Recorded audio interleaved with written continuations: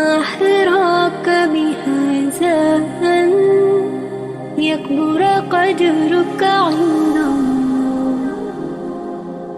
அஸ்ஸலாமு அலைக்கும் வரஹமத்துல்லாஹி வபரகாத்துஹு. இன்றைக்கான பதிவில் நம்ம ஜக்காத்துல் ஃபித்ராவை பற்றி பார்க்க போகிறோம். இதே ஜக்காத்துல் ஃபித்ர் ஃபித்ரா பணம் அப்படிங்கிற பேரில் இங்கே உபயோகப்படுத்திகிட்டு இருக்கோம்.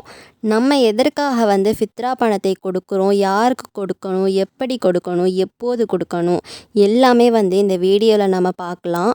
நம்ம இந்த ஃபித்ராங்கிறத நம்ம எதற்காக கொடுக்குறோன்னா, நம்முடைய நோம்பில் நம்ம செய்த குறைகளை நீக்குவதற்கான ஒரு பரிகாரமாக தான் நம்ம அதை கொடுக்குறோம்.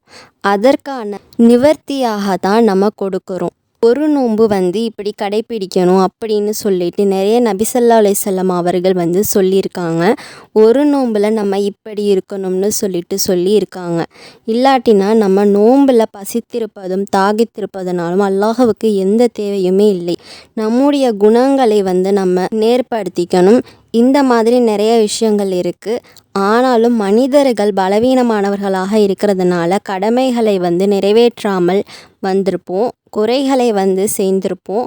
அதற்கெல்லாம் பரிகாரமாக தான் நம்ம என்ன பண்ணுறோம், ஃபித்ரா பணத்தை கொடுக்குறோம்.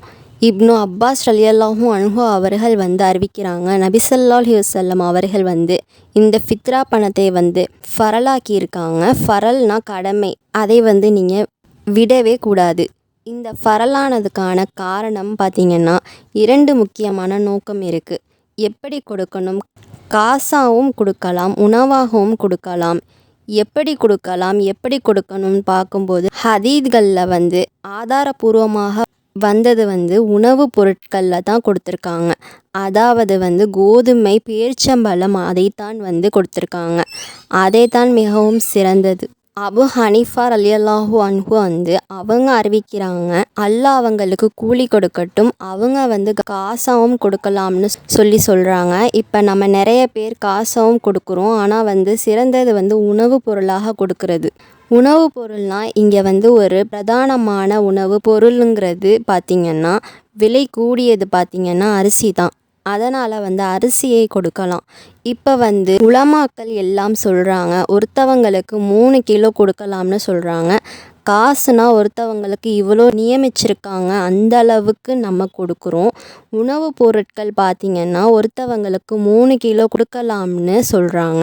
இப்போ உங்கள் குடும்பத்தில் 4 பேர் இருந்தீங்கன்னா 12 கிலோ கொடுக்கணும். இதை கொண்டு ஏழைகள் நிச்சயமாக சந்தோஷமாக இருப்பாங்க. இன்ஷா அல்லாஹ் இந்த முறையை ஏன் நம்ம ஃபித்ராவை கொடுக்கணும்னு எப்படின்னு தெரிஞ்சு இன்ஷா அல்லாஹ் சேர்ந்து வருவோம். இந்த பதிவு உங்கள் எல்லோருக்கும் யூஸ்ஃபுல்லாக இருந்துச்சுன்னா இந்த வீடியோவை மற்றவங்களுக்கும் ஷேர் பண்ணுங்கள், அவங்களும் பார்த்து தெரிஞ்சுக்குவாங்க. அஸ்ஸலாமு அலைக்கும் வரஹ்மத்துல்லாஹி வபரகாத்துஹு.